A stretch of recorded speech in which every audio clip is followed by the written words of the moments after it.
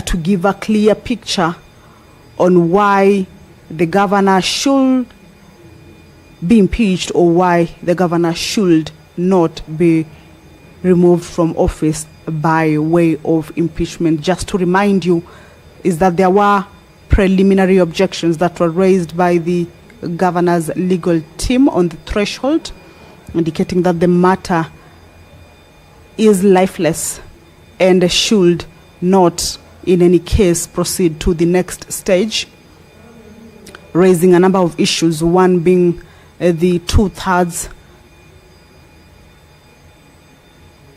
threshold, and also another issue rose from the voting by proxy on whether the County Governments Act allows that.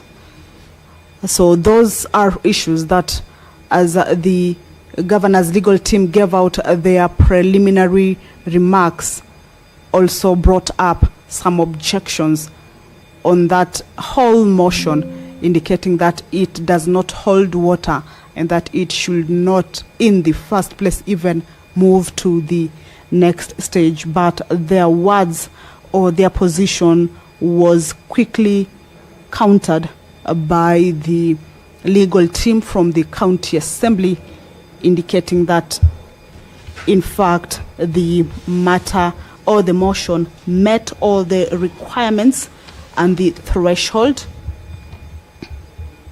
and that it should not be dismissed at this point but move to its logical conclusion for the evidence also to be presented.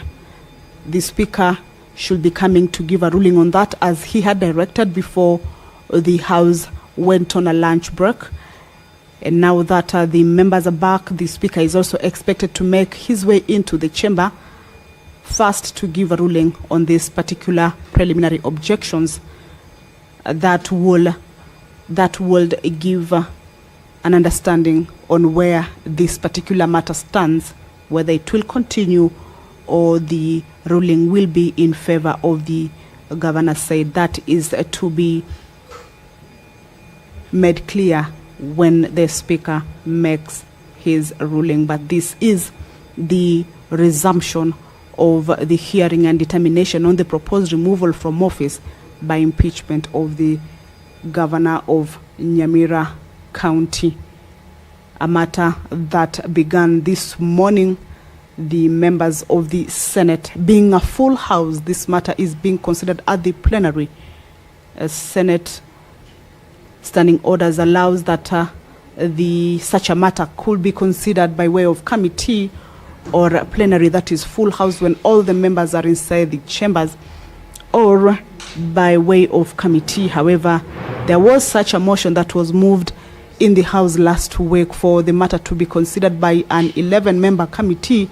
However, that matter flopped, rendering the motion being able to follow up on the presentations and submissions that the two parties are presenting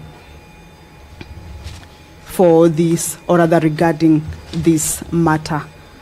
But remember, if the Speaker rules in favor of the County Assembly, that is for the matter to be able to continue, or the motion to be able to continue, then both sides will have an opportunity to bring on board their evidence, especially the accusers of the governor's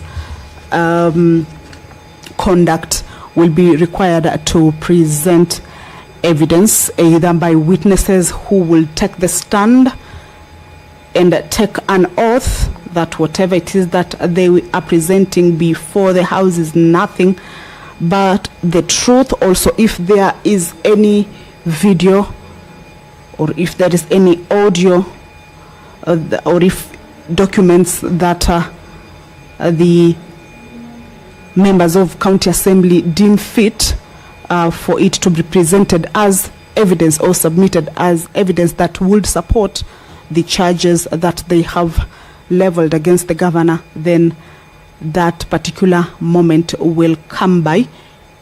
But if the Speaker rules in favor of the governor's legal team, that say that the matter or the motion does not hold water, then that would mean perhaps that matter is rested.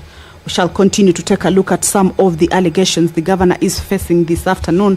Remember, in the morning sitting, he took plea and pleaded not guilty.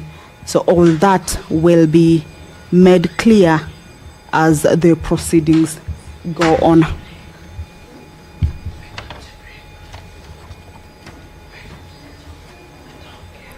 The governor is accused also of abuse of office by improper use of his authority in recruitment of staff without approved budget. Some of the articles that the members of the County Assembly indicate were violated include Article 10 of the Constitution on national values, Article 73, 74, and 75 on the responsibilities of state officers and the principles of public service, as well as Articles 201, Subarticle A, D, and E of the Constitution of Kenya,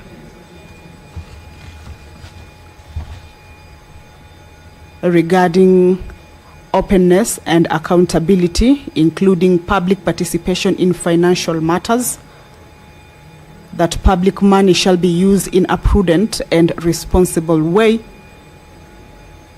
E indicates that financial management shall be responsible and fiscal reporting shall be clear.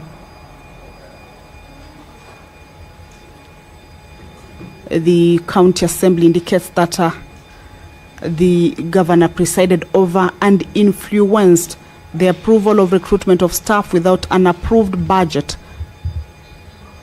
They have attached County Executive Committee minutes that were recorded on the 26th of February 2021, of course in his response to an inquiry from the Controller of Budget, that the recruitment approved by the County Executive with full knowledge that there was no budgetary provision for that particular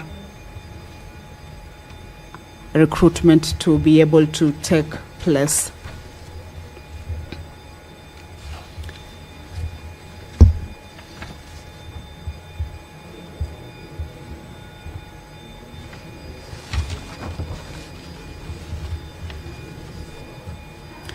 Under the abuse of office, the governor is as well accused of personal enrichment from receipt of irregular salary arrears amounting to 5.6 million Kenya shillings.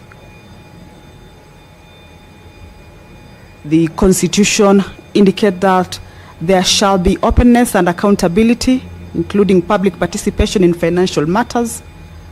Public money shall be used in a prudent and responsible way, and that financial management shall be responsible and fiscal reporting shall be clear.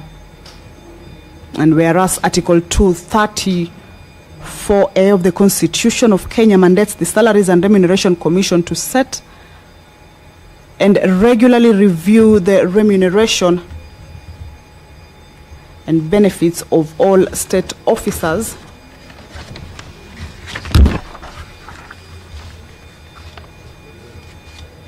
as well as Section 97 of the Public Finance Management Act requires public funds to be used in accordance with the law and for the purpose for which they were appropriated. Also, Section 46 of the Anti-Corruption and Economic Crimes Act of 2003 provides that a person who uses his office to improperly confer a benefit on himself or anyone else is guilty of an offense. The members of the County Assembly indicate that in September 2021, through the facilitation of two cherry-picked officers, that is Mr. Godfrey Kiriago, the Director Human Resource, and Emelda Nyaberi, the Payroll Manager, the governor conferred upon himself an irregular salary payment christened as arrears and amounting to 5.6 million Kenya shillings.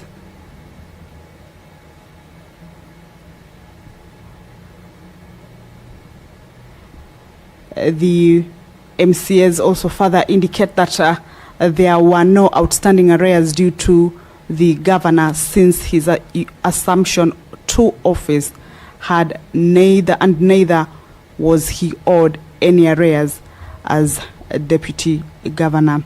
These are some of the accusations that the governor is facing this afternoon. Matters that have made their way to the Senate, and this afternoon the business or the procedure in the hearing and determination continues. The Speaker of the Senate, Honorable Amason Jeffa King, is in the chamber to resume this debate. Allow me to hand you over to the proceedings. Na tuombe. Mwenyezi Mungu, twakusihi ututazame kwa neema nyingi na baraka sisi watumishi wako ambao umeridhika kutuita kwa nyadhifa za uongozi katika jamhuri hii yetu. Twakuomba utuwajalie tuyatende na kufikia mambo yote atakayofikishwa mbele yetu